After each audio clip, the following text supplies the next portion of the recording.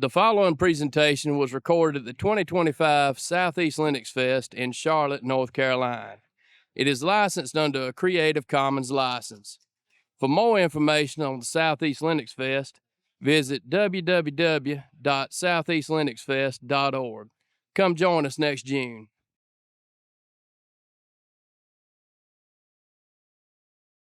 Okay, good. So welcome to choosing the right data management solution talk. I'm going to talk about benefits, challenges, and insights of implementing MDM solutions.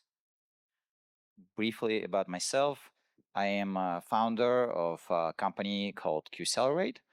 We are an AI/ML consultancy, and I'm the principal consultant. I've been doing data engineering and AI/ML engineering for the last 9 years, but about 13 years of experience building software overall. And I support fintech, health tech, legal, and more recently supply chain companies. I'm based out of Holly Springs, North Carolina. All right, so the plan for today is talk about what master data management is, why you might need it, and how you would build a solution for master data management, and then the evaluation of various master data management solutions. So what is master data management? So I pulled together a couple definitions. One is from informatica.com and the other one is from Gartner. I'm gonna read them and then kind of layer in my view of that. So for Informatica, they believe that MDM involves creating a single master record for each person, place, or thing in a business from all of the internal and external data sources and applications for an organization. And Gartner defines MDM as a technology-enabled discipline in which business and IT work together to ensure uniformity and accuracy, stewardship, and semantic consistency and accountability of enterprise official shared master data assets, which is mouthful. The way that I understand it is that it's both a process and a discipline for building sort of this best quality vision of the reality, so that your business can make data-driven decisions and that mistakes and errors are minimized because your data quality is at the highest level possible for your organization. So why would you need a master data management solution? There's a few problems that you might be facing that might necessitate or might kind of promote the need, or at least thinking of the need. One of the problems that we see, especially with large corporations, is siloed information. So they have, let's say, their ERP system, and then they have their HR system, their e-commerce system, and God knows, right, a gazillion of different systems. And they might contain data about the same entity. Like, for example, customer data might be in e-commerce and CRM and in ERP system. And then the organization, whoever is doing analysis of the data, they have to like log into 5 different systems or 10 different systems, look at all the different screens and kind of manually pull the data together. Those projects end up being very time consuming, and there's a lot of errors potentially. What if I forgot to log into this system? People are rushed, they just don't have time to do this sort of analysis. So that's one class of problems, and I'll talk more about it in a moment. Other challenges could be kind of like I mentioned, integrating all of that data into a single view. You also get issues of poor data quality. So somebody enters, their contact information in your e-commerce website, but maybe they don't want to get spammed, so they leave a non-existing email or something of that kind, right? So your data will be in different systems, will be ambiguous, mismatching, and so it's just poor data quality. And so how do you kind of overcome that? and I just mentioned the data inconsistency, but duplication is another thing. You might have like 3 copies of the same person or client or company in your databases. How do you reconcile all of that into a single view for doing analytics and reporting activities? The other side of it is compliance and risk. So think about being a bank and having to comply with regulations to report on like sanctioned companies or persons. Now, if somebody uses a different name and you're not like linking the two, you're not connecting together, you might be missing some malicious activities. And so that's an example, and I'll talk more about that. And finally, I mentioned sort of the labor, right? Somebody having to log into 15 systems and manually copy paste from them to create a report. Like this happens in finance. Somebody is preparing a report for CFO, and they're running reports and everything is looking good, but all of a sudden, close to end of quarter, the analysts realized that they forgot to incorporate an important data source and all of the projections were wrong. Now they have to lay off people, because how else would you balance the budget? So that's an example of the cost of mistake that master data management can help you mitigate. So I talked about sort of many different data sources, and you have ERPs, e-commerce, legacy systems, but for larger corporations that can actually afford master data management solutions, their big pain is also they acquire companies routinely. So they will have like 50 acquisitions, 100 acquisitions, and it's just a zoo of databases and different systems where potentially the same data resides. Or if your organization existed long enough, it probably purchased a lot of data assets or acquired data assets over its lifetime, and they will overlap as well. So then how do you arrive at sort of the best quality data? So I talked about sort of duplicate profiles, but examples would be a person, right? So you have, or a patient in the healthcare context, for example. I go to one hospital because I lived in that area, and now I moved and I go to another hospital in another town. And initially they might be part of different hospital networks, but maybe then a big hospital network acquired both. So now they have duplicate profiles for me, but guess what? I changed my name. So they don't know that that other dude is me. So they are gonna think that like, oh, they're just different people, like, and they're not gonna provide the best care for me because they think these are two different people where in fact they're the same.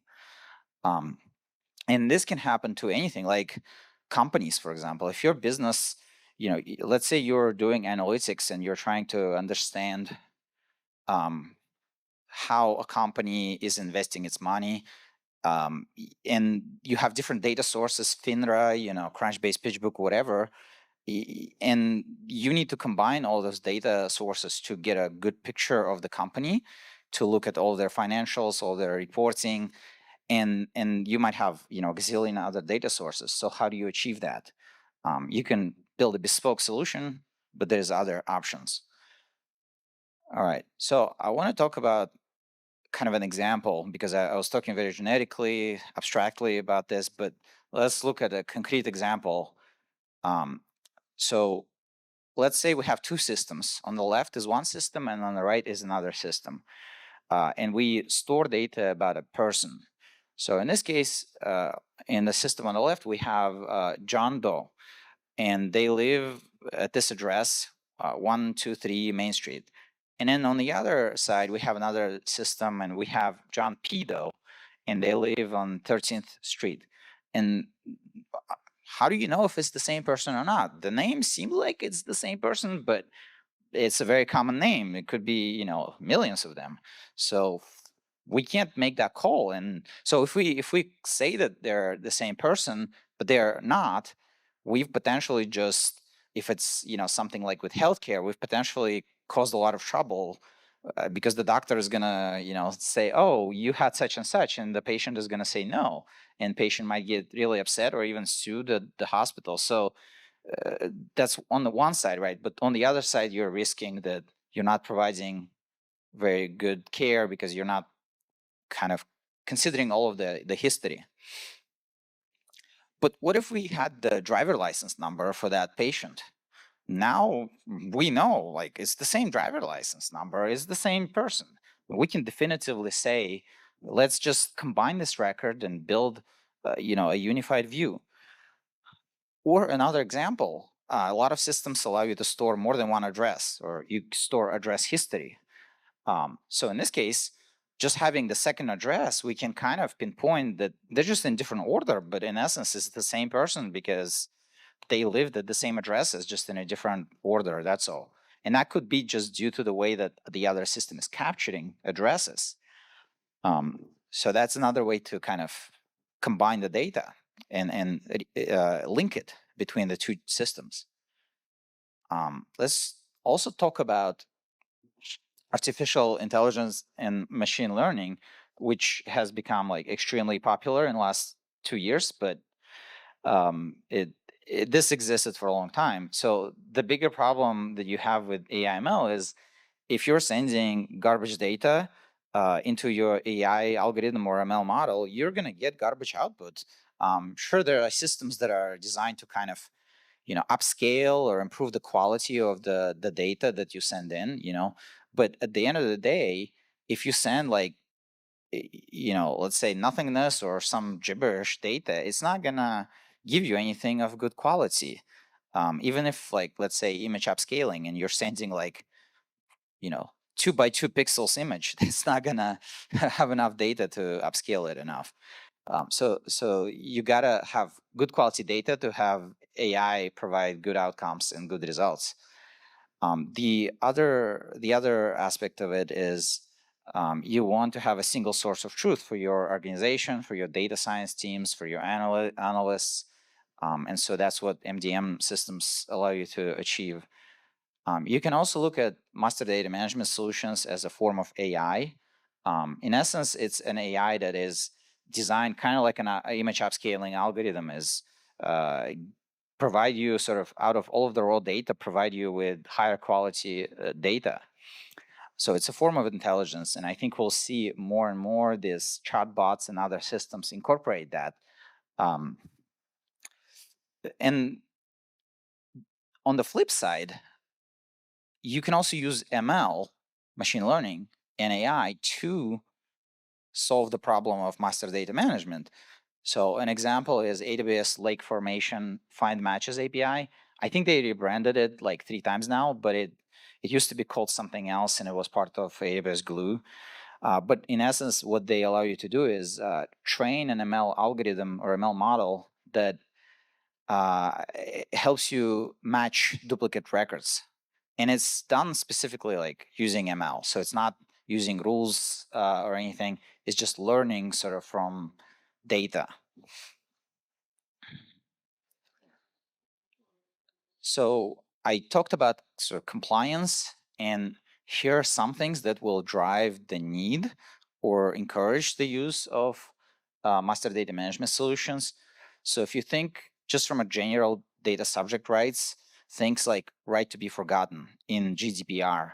Take a person who is, let's say currently lives in France, but they lived in Germany, and now, they're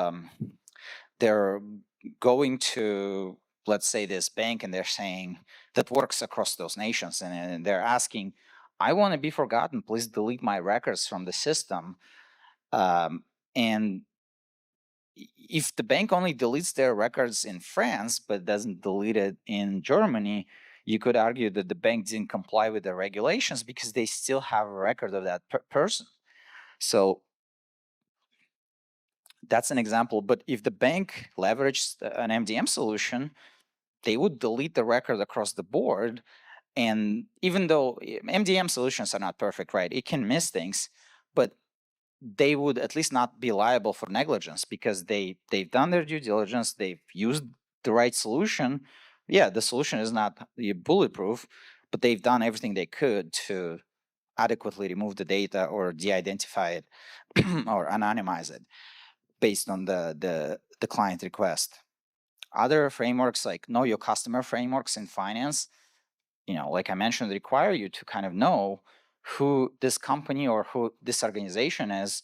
So then you're going to need to link things like who are the owners of the business, who are the investors, and so on.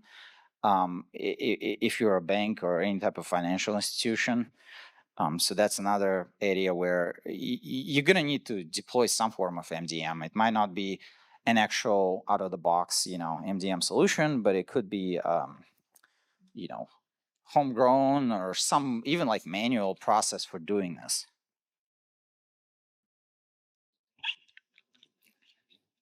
Healthcare. So I talked about hospitals.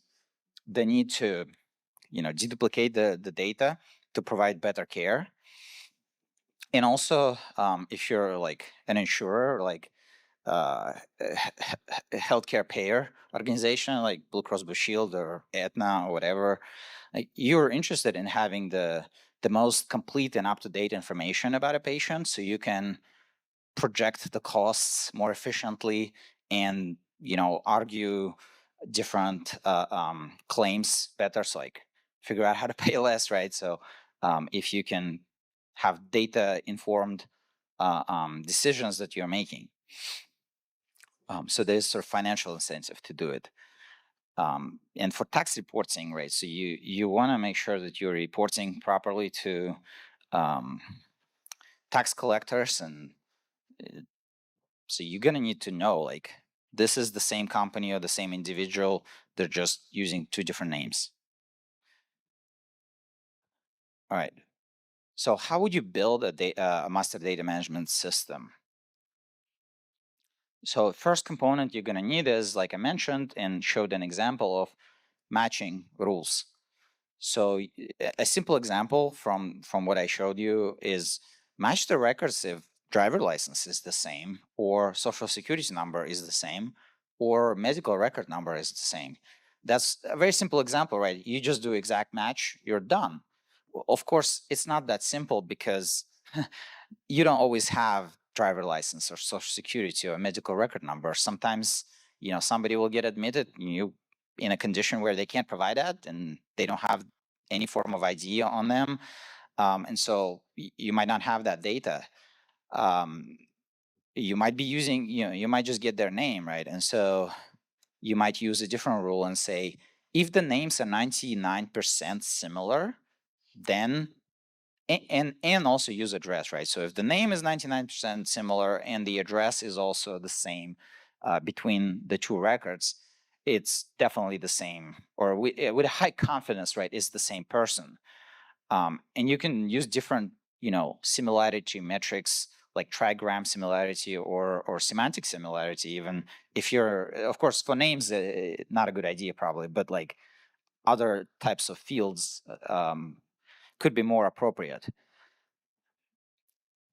So the other thing you're going to need is, once you've matched, once you've identified it's the same entity, the same person, the same company, you're going to need some way of combining the two records. Because, let's say one record has one address and the other record has another address, or one record has one name and the other one has another name. How do you combine them? One way to say is always pick the name that comes from an ERP system, or for address, always pick the address from source system number 1 or source system number 2 if the source system number 1 is not available. So kind of a cascade.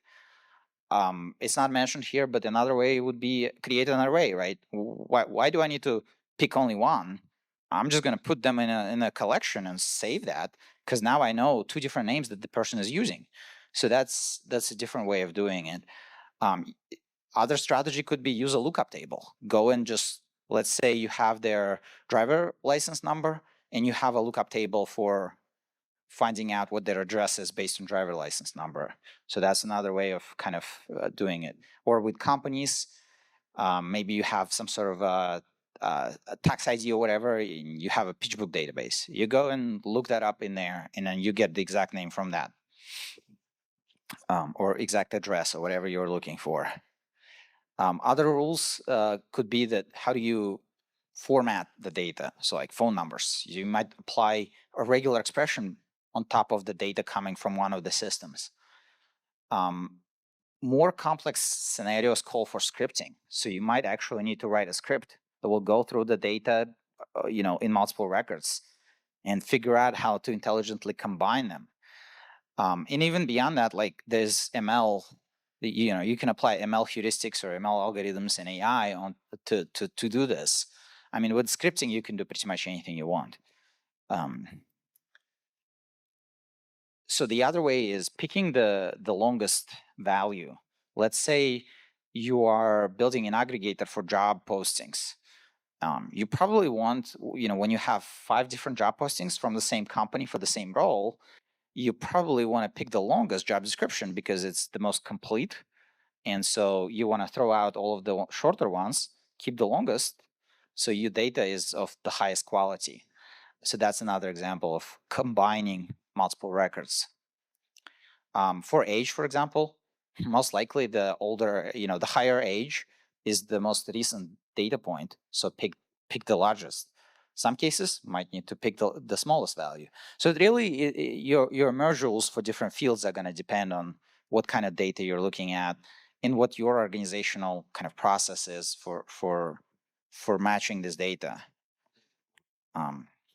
Some fields you might need to derive, like age from date of birth. All right, so those match and merge rules, those are core components, but the other core component is workflow and approval process. So I mentioned there's certain things you'll be doing that involve confidence of match, like 99%, 95, 80, 70, and so on. The threshold will depend on your business and specific domain you're looking at.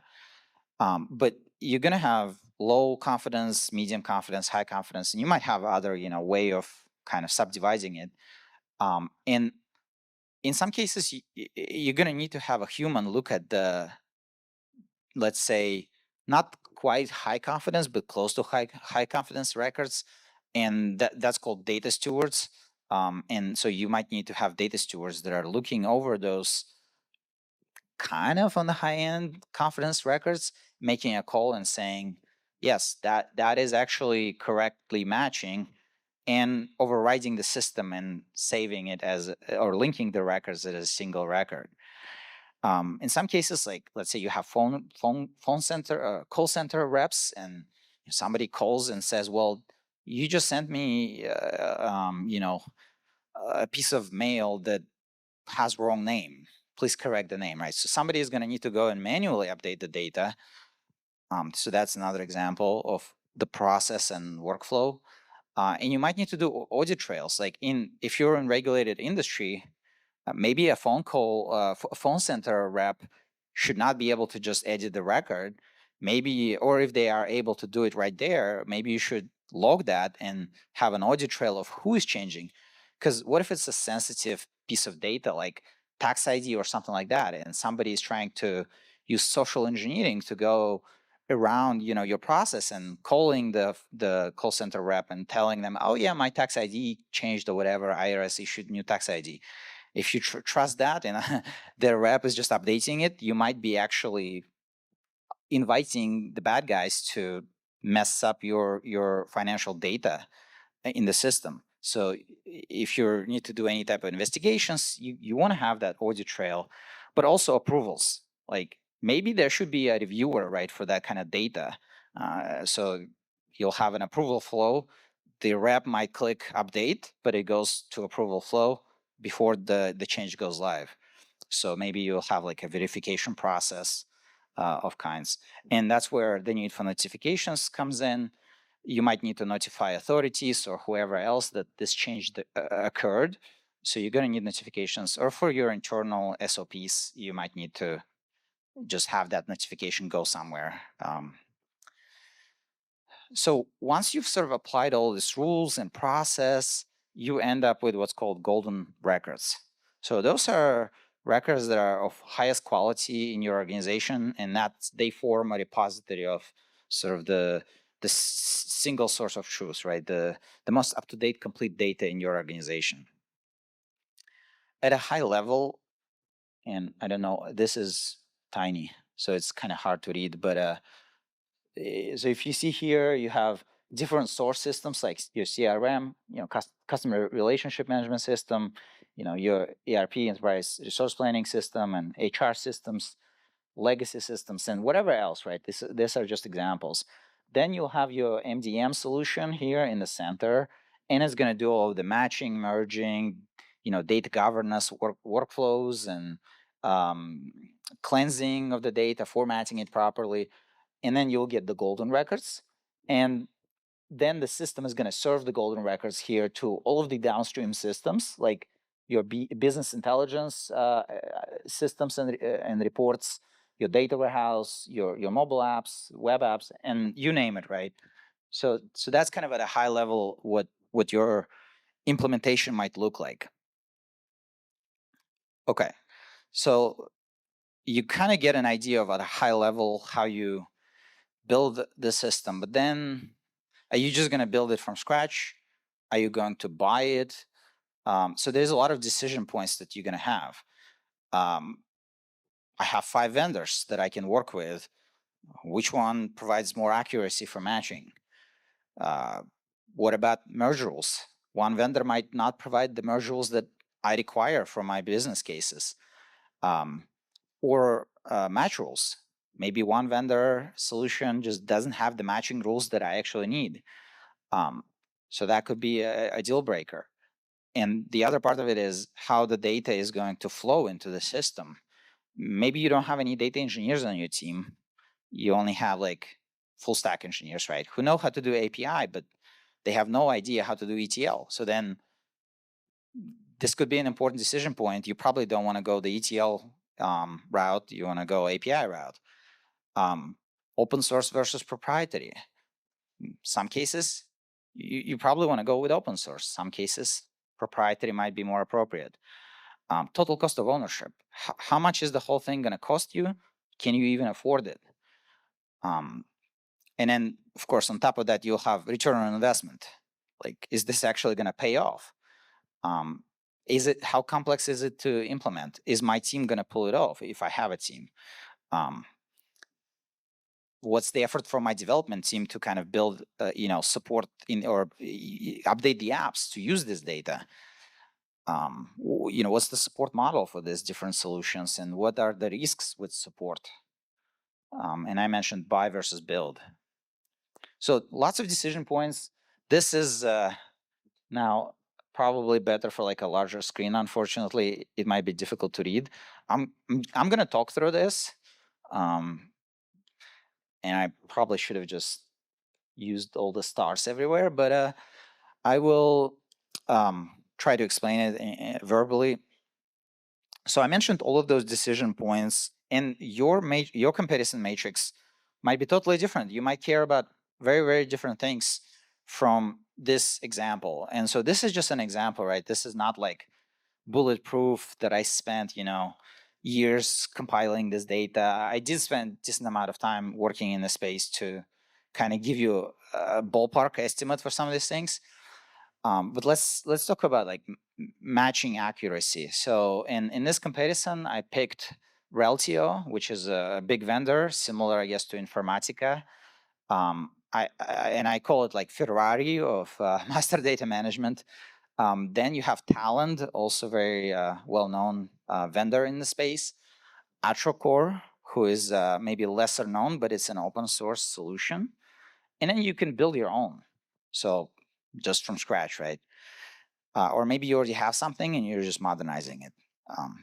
A lot of organizations, they already have an existing solution, bespoke, and it might be easier for them to just modernize that or improve it to fit the latest needs. But in terms of matching accuracy, so Reltio is going to give you the best accuracy. They have, in terms of matching rule support, they support anything, like including ML matching rules. Like I said, it's a Ferrari of master data management solutions. Talend is good support, not quite as good as Reltio, but is decent. And then you have AtroCore, which it's an okay support, but a lot of things, so that you'll have difficulty, for example, for doing certain types of matches. you will have to, instead of using the UI to set up the rules, you might need to be using API to set up the matching rules. Like, for example, if you're doing scripts, you have to make an API call to create that rule. And on top of that, you have to buy some modules. So overall, like the accuracy is going to go down because the access and the way to implement these things is more difficult. And build your own. You can achieve whatever matching accuracy you want, right? So long as you dump sufficient funds and you hire the right people. So there's benefit of that, and you might even be able to surpass what Reltio does for you. So merge rules. How do you look at merge rules? With Reltio, like pretty much any merge rule possible under the sun, you're gonna have that supported. Talend, decent merge rule support, and then AtroCore, it's okay, like with the matching accuracy. And build your own, you get basically whatever you want, right? You can build as complex merge rules as possible. In terms of API versus ETL, so Reltio kind of, they really steer you for API first approach. So everything is done through API. Versus Talend, you have to build this ETL pipelines to get the data loaded. AtroCore, you got to go hybrid route. You use both API and you'll have ETL moving the data. And then, and when I say ETL, somebody asked in my yesterday's talk, extract, transform, load. It's a process for getting data from one place to another. And if you chose to build your own, you can do both API and ETL. You can pick one, or you can come up with a hybrid approach. So it's really open-ended of what you want to do. In terms of open source, Reltio, fully proprietary SaaS. Talend, they used to, like the Talend Studio used to be open source, but now they kind of shut that down. I think they're moving fully proprietary model as well. AtroCore, still very much open source, but some modules that you're going to need are paid and they are proprietary. So that's an important thing to know. But the good thing is you can build your own modules technically. So if you kind of can combine build your own, and that's the benefit of open source, right? You can customize it, modify it any way you like, so long as you have the resources to do so. And then with build your own, do whatever you want. Total cost of ownership. So I threw together some numbers here. I don't know if they're very readable, but it really depends on the size of your project. And when I say size of the project, there's different dimensions. So one dimension could be the number of records you're matching. So let's say you're dealing with people. For Reltio, for medium-sized project, anywhere between 10 to 20 million people, let's say, you're matching. You're gonna pay about 1 to 2 million annually for the system to process that volume of data, and it's specifically holding that many records. So like once you've matched them and you have them, that's gonna be your annual cost. For a medium-sized project. Smaller projects, you have maybe only 1 million records, smaller, right? And the more you dump into this, the larger the cost is going to be. But it's the Ferrari of the MDM. For Talend, it's more like 500 to 750 for a medium-sized project. It's also volume-based pricing. AtroCore, it's really, you can self-host it, or they have a SaaS option as well. But there, it's not volume-based. It's more just pay for the hosting. But then, like I mentioned, with the custom modules and customization, you're going to pay like engineers to customize things. So that's where your, a decent chunk of your cost is going to be hiring somebody to do all that.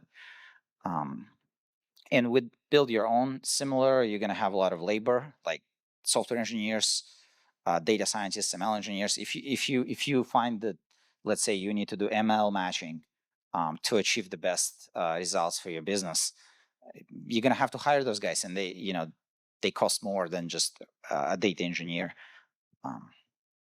So your cost can be for a medium-sized project between 1 to 2 million annually. But the advantage of this though is that once you build it, and if it works well, you've incurred that labor cost up front. So it's a capex investment, but then following years, now you might be just in maintenance mode supporting it. So you might actually not paying as much as with the other guys, because the other guys will keep charging you for volume. So that's an important consideration. But I'm just talking like first year here. Implementation complexity. So for Reltio, it's going to be low to medium. One of the advantages for Reltio is they give you these things called velocity packs. And the idea is they already modeled, like, for example, healthcare industry or fintech or logistics or supply chain industries. And they have like these packs that already have all the model definitions and all the matching rules that you typically use in those scenarios. So you really don't need to develop them from scratch. You're just literally drop the velocity pack in. You might need to customize it slightly for your org, but it saves you a lot of time. So you can hit the ground running very quickly. With Talend, you're going to need to do a lot of custom ETL development, so medium to high implementation complexity. AtroCore, I would say high. When I talk to their reps, and from all the explanation, because like you're gonna need to make API calls and all of the things to kind of customize it, so it's gonna be a high complexity for implementation. Of course, it depends on like your specific case. You might find that AtroCore for my specific case just works perfectly. I don't need to customize anything, just works out of the box. So this is just kind of like an abstracted average case. And then for build your own, very high complexity, basically you need a skilled team of engineers, of cross-functional team basically. But in some cases you might need, if it's very simple, like you only have 3 tables, you might get away with just like one engineer pulling this whole thing off, and the cost might also be smaller. So it really depends on the complexity of the project. But typically it will be on a higher end. So I already kind of covered the development team requirement with Reltio. Don't need like engineers. You basically just need analysts and somebody who's going to log in and like configure all the rules, which is like they have training for that. So it'll be easy. For Talend, you're going to need ETL developers, data engineers. So intermediate kind of team requirement. AtroCore, you're going to need advanced team with like full stack devs and system architects. And then we build your own expert team, like I mentioned. On support and risk side, you get enterprise support from Reltio. So like, again, Ferrari type of level of support. For Talend, it's commercial grade support, but it's not as great as with Reltio. AtroCore, they have support plans, but if you're picking it, let's say for open source, you're probably self-hosting it, self-managing. And especially if you're also picking it for the cost aspect, like your budget is tight, then you're probably only going to get community support, but you can get more. And then for build your own, you're doing everything. So you are your own support team, basically. So this is just an example of like how you would compare. And you might, like I said, have different dimensions for this. So yeah, I hope this was helpful. And now is the question and answer section. Anyone has any questions?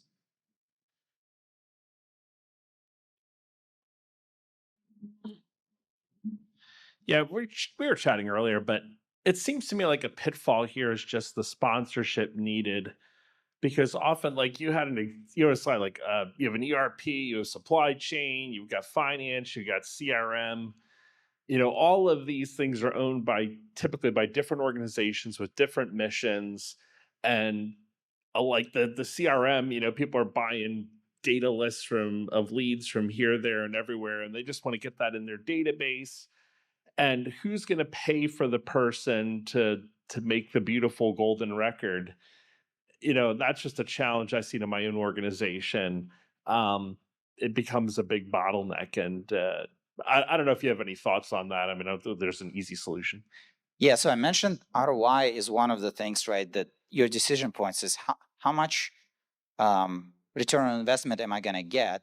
And that's a topic for a whole separate like talk in itself, which I hope I can give like next year. But the challenge you're describing in a large organization, so the way that I have seen this play out and people navigate this is you kind of have to do this shuttle, diplomacy and talk to different business units, talk to different departments, and in essence, have them share the cost, right? If you can prove the benefits or convince them that the benefit is there for them, then you go for, well, would you be willing to share part of the cost from your department to build something like this? And that worked at least one company that I worked for. So that's one way to target it. But if it's a smaller organization, I mean, you typically just need to convince like a CEO, for example, and that's where you make sort of a business case of, here's for an example, right?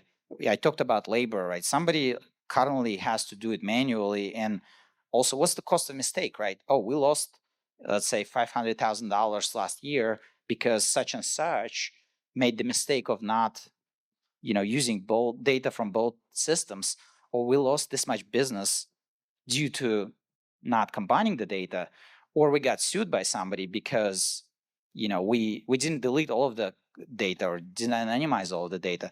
So once you kind of pull all of those different case studies and points, you can start talking numbers, because now you have data points from all of these different examples, and then you can project these things out and say, here's the losses that we incur and here's the labor costs that we're incurring without having this solution. So this is the cost of not taking action on this specific problem. So then once you make that case, a lot of times it's very like, once the the executive leadership team sees that, it's kind of, the evidence is so overwhelming that it's a no-brainer for them to say, yeah, like this $200 or $300 investment is well worth what we are going to avert, or the the sort of the additional revenue, because that also becomes a differentiator for your business. Like you're now providing higher quality data than any of your competitors, for example. So that's more business. So you can also project that out. And so you're gonna have to basically build a business case around this. I hope that kind of answers your question. No, it's not a food for thought. Any other questions? All right, sounds like we're good then. Thank you everyone for coming.